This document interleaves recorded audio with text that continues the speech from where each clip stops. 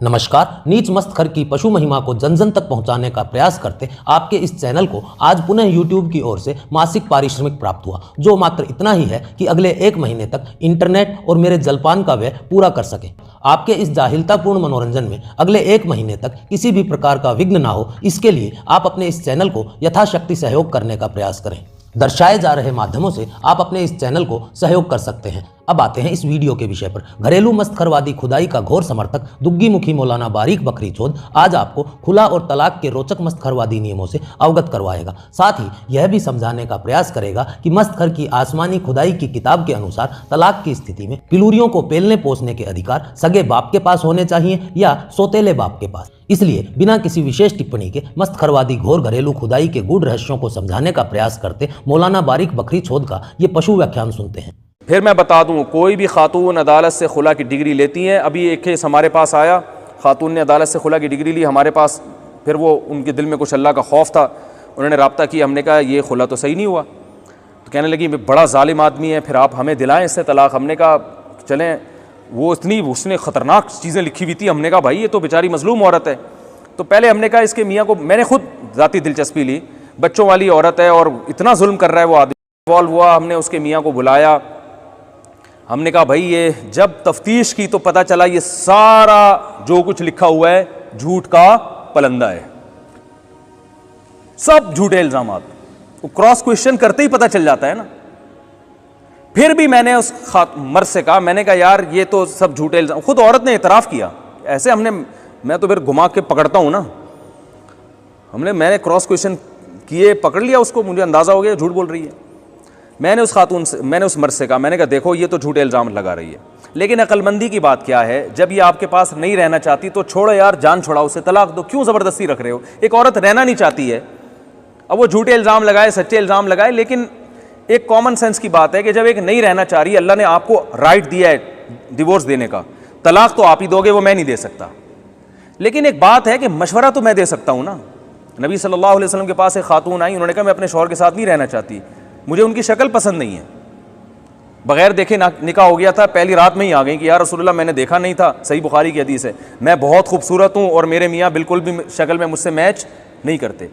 ये नहीं कि 1 साल 10 साल के बाद आ रही हैं, तो 10 साल के बाद आती तो अल्लाह के नबी फरमाते भाई पहली रात में ही आ जाना था ना। 10 साल के बाद आके कह रही हो 6 बच्चों के बाद कि मुझे पसंद नहीं है, तो पहली रात के बाद ही आ गई। कह रही मैंने देखा नहीं था, मुझसे गलती हुई है और मेरा ख्याल था नॉर्मल, बहुत खूबसूरत नहीं होंगे तो नॉर्मल होंगे ना। उन्होंने महर भी बहुत दिया था, पूरा बाग दे दिया था महर में। लेकिन या रसूलुल्लाह भी मिनल जमाल मा तरा, आप देखते हैं कि मैं किस कदर हसीन औरत हूँ और मेरे मियाँ कद के भी छोटे, रंग भी उनका स्याह है और मुझे उनके अखलाक और दीनदारी पर कोई एतराज़ नहीं है, लेकिन मैं नहीं रह सकती। तो अल्लाह के नबी ने उनके मियाँ को बुलाया, उनको फरमाया कि भाई छोड़ दो इसको, तलाक दे दो। गलती हो गई इनसे इंतखाब में, सिलेक्शन में, और अब जाहिर है जब मोहब्बत नहीं है, उन खातून ने कहा या रसूलुल्लाह मुझे मोहब्बत नहीं है तो मैं नाशुक्री करूंगी शौहर की, मुझसे हुकूक नहीं अदा होंगे। तो शुरू में ये फैसला कर लिया। तो अल्लाह के नबी ने उन सहाबी को क्या मशवरा दिया? तल्लिखा, इनको क्या दे दो, एक तरफा डिग्री नहीं जारी की कि तुम दो वरना मैं अभी पेपर पकड़ाता हूँ इनको। ये नबी ने अपने लिए भी इसका हक नहीं समझा कि मुझे भी राइट नहीं है ये। जिस चीज़ का हक अल्लाह ने ना दिया तो वो नबी कैसे इख्तियार करेंगे? तो जब नबी को यह राइट नहीं था कि वो किसी की ज़ौजा को किसी के उसके शौहर की मर्जी के बगैर तलाक दे दें, तो अदालत को कहां से राइट हो गया भाई ये? तो मैंने भी, ये मेरे सामने हदीस थी, मैंने उनसे कहा यार ये नहीं रहना चाहती तुम्हारे साथ तो छोड़ो यार, दे दो तलाक, क्यों खाम अदालतों में जा रही है इधर उधर। उसने कहा ठीक है नहीं रहना चाहती, मैंने इसके बहुत ख्याल किया, इसके हुकूक अदा किए। हुआ यह था कि बेरोज़गारी आई थी, थोड़ा सा उनके साथ मामला क्या हो गया था, ऊंच नीच हर घर में होती है, और उन्होंने कहा वो बेरोज़गारी दूर भी हो गई, अब अल्लाह ने मुझे माली वुसअत दे दी है, लेकिन वो नहीं भाई। तो मैंने कहा कि आप इसको छोड़ दें। उसने कहा मैं छोड़ने के लिए तैयार हूँ। अव्वल तो ये गलत मुतालबा है तलाक का, लेकिन मैं फिर भी देने के लिए तैयार हूँ इस शर्त के साथ कि बच्चों को मुझसे मिलाने का इंतज़ाम करती रहे, और मेरी बेटी जवान होने वाली है, मैं सोतेले बाप के साथ अपनी जवान होने वाली बेटी को, बोलो भाई, कोई भी गैरतमंद नहीं बर्दाश्त करेगा। क्या उसके आजकल इंटरनेट पर फोश फिल्में देखी जा रही हैं, आप जवान लड़की को सोतेले बाप के साथ छोड़ोगे एक घर के अंदर, बाप बर्दाश्त कर लेगा ये? उसने कहा ये रखे अपने पास बेटियों को, शादी कहीं करती है बेटी मेरे हवाले करे। औरत ने कहा नहीं ये नहीं होगा। मैंने कहा पेड़े खाने के लिए यहां पे आपको हमने नहीं बुलाया है, सारी आपकी मर्जी की बातें हो, सही है ना, जो आपकी जिम्मेदारी हो। मैंने कहा भाई आप शादी करोगी, बेटी किसके हवाले होगी?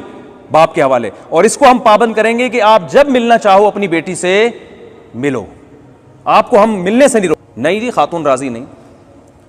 तो वो चूंकि अदालत में उनको मजे लगे हुए थे, अदालत ये सब चीजें नहीं मानती। अदालत कह रही है कि सौतेले बाप के साथ भी बेटी को रख सकते हो। शौहर अगर केस करेगा ना तो 20 साल लग जाएंगे उसको अपनी बेटी वापस लेने में। समझ में नहीं आ रही मेरा ख्याल है बात? आ रहा है तो अच्छी बात है।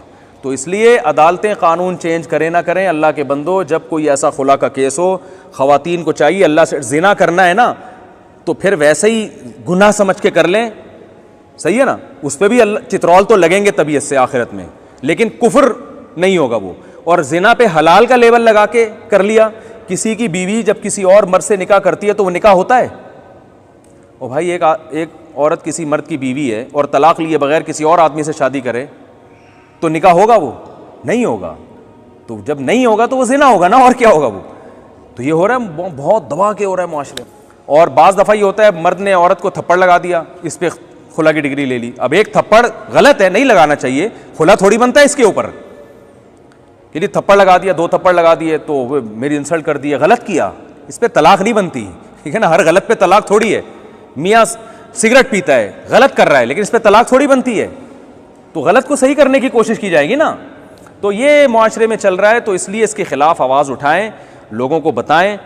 और जो है ना, ये जब पढ़ती है ना तो फिर आपको मेरे इस बयान का अंदाज़ा होगा। अभी तो बहुत से यहाँ कंवारे छड़े छाट बैठे हुए हैं। अल्लाह ना करे आप में से किसी के साथ ऐसा हुआ कि बेगम, अल्लाह ना करे, बेगम साहिबा का कहीं चक्कर शुरू हुआ और उसने अदालत से जाके खुला लिया, फिर आपको मुफ्ती तारिक मसूद याद आएंगे।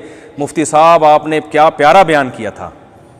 क्योंकि जिन पे जो भुगते हैं ना, जिन उनको से आप जाके पूछें, डिप्रेशन के मरीज़ बन गए हैं वो, समझ रहे हैं। और ख़वातीन से अल्लाह का वास्ते, जो मैंने उस खातून का वाक़या सुना है ना, 2 दफ़ा तलाक़ें लेके 2 बच्चों का खर्चा ले रही हैं, इसको बिज़नेस ना बनाएं। कहीं खातून, बहुत सी बेरोज़गार ख़वातीन कहेंगी और इस तरफ तो हमारा दिमाग गया ही नहीं। सृष्टि की जन्मदात्री मातृशक्ति को मात्र अपने लटसुख की पाश्विक कामना को पूर्ण करने के लिए खेती बनाकर बिना अम्मी, बहन, बेटी, पोती, बीवी और रखेल में कोई भेद किए दिन रात उनकी गुल्लक सहित दुग्गी को अपनी जीरायुक्त लाठियों से रौनते रहने वाले मस्त करवंशी जानवरों के लठ मार्गदर्शक दुग्गी मुखी मौलाना बारीक बकरी छोद के इस पशु व्याख्यान के विषय में आप भी अपने विचार संदेश पट्टिका पर अवश्य प्रेषित करें। साथ ही आपके अपने इस चैनल को हर प्रकार से सहयोग प्रदान करते हुए इसे दृढ़ता और व्यापकता प्रदान करें। आपके अपने चैनल हम हैं सनातन के भी आप सदस्य बने। हम हैं सनातन चैनल का लिंक नीचे डिस्क्रिप्शन में दिया है। मस्त करवन संबंधी इसी प्रकार की जाहिलता से परिपूर्ण किंतु मनोरंजक, रोचक तथा ज्ञानवर्धक सूचनाओं हेतु आप अपने दोनों चैनल बाग डिटॉक तथा टोपी डिटॉक से जुड़े रहें। इस चलचित्र के लिए इतना ही। मिलते हैं अगले चलचित्र में, तब तक के लिए सबको राम राम।